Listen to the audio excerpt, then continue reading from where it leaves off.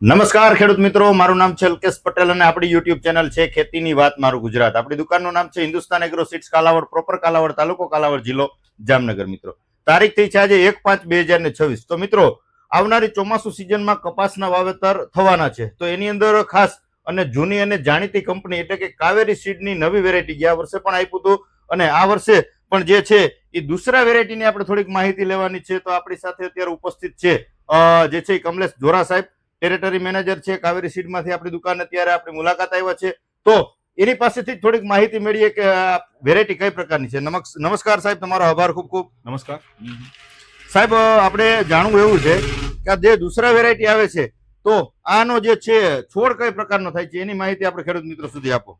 નમસ્કાર ખેડૂત મિત્રો, આજે આપણે કાવેરી સીડ્સની જે દુસરા વેરાયટી આવે છે, એટલે તો સૌથી પહેલા આ ઓપન પ્લાન્ટ હાઇબ્રિડ છે. ઓપન પ્લાન્ટ કોને કહીએ છીએ કે જેને આપણે લખી ગયા ખુલ્લા પ્રકારનો છોડ. બરાબર છે. આમાં પાનની સંખ્યા ઓછી છે ને ઝીંડવા તમને વધારે દેખાતા છે. જેને હિસાબે શું થાય, હવાની અવર જવર વધારે રહી છે. બરાબર, એટલે આ સેમ ઉભરી જાત જ છે પણ ખુલ્લા પ્રકારનો છોડ છે. બરાબર. પછી સાહેબ આને ઝીંડવાની સાઈઝ કઈ પ્રકારની આવશે? આનું ઝીંડવું ખેડૂત મિત્રો નાનું નહીં કે મોટું નહીં, બરાબર, મધ્યમ સાઈઝ નું ઝીંડવું થાય છે. એવરેજ 5.5 થી 6.5 ગ્રામ નું વજન થાય છે. બરાબર. ત્યાર પછી સાહેબ આની અંદર રોગ જીવાતમાં થ્રિપ્સ છે, ચૂસિયા, આના એટેક આની અંદર કેવા આવે છે?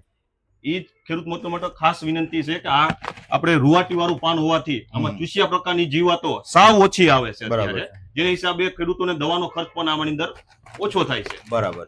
હવે ચોથી વાત સાહેબ કે આપણે જે છે છેલ્લે આપણે જયારે વીણી છેલ્લી થતી હોય ત્યારે ખુલવામાં એનું ડાબકું કેવી રીતે ખુલે છે, કેવી પ્રકાર પાછળ ઝીણું થાય છે કે ખુલવામાં એકદમ ચોખ્ખું થાય છે, એની માહિતી તમે થોડીક આપી દો.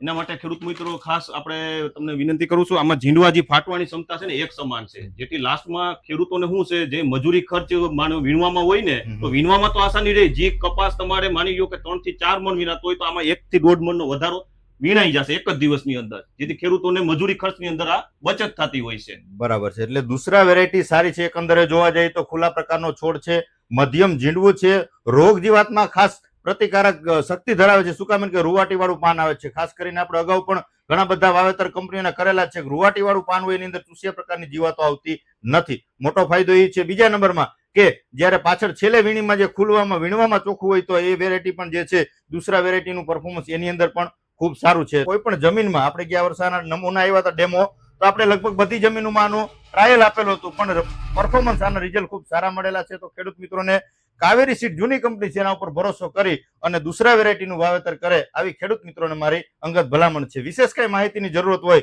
9245 મારો મોબાઈલ નંબર છે. તમે ગમે ત્યારે ફોન કરીને અચૂક માહિતી મેળવી શકો છો. રજા આપશો મને. જય જવાન, જય કિસાન.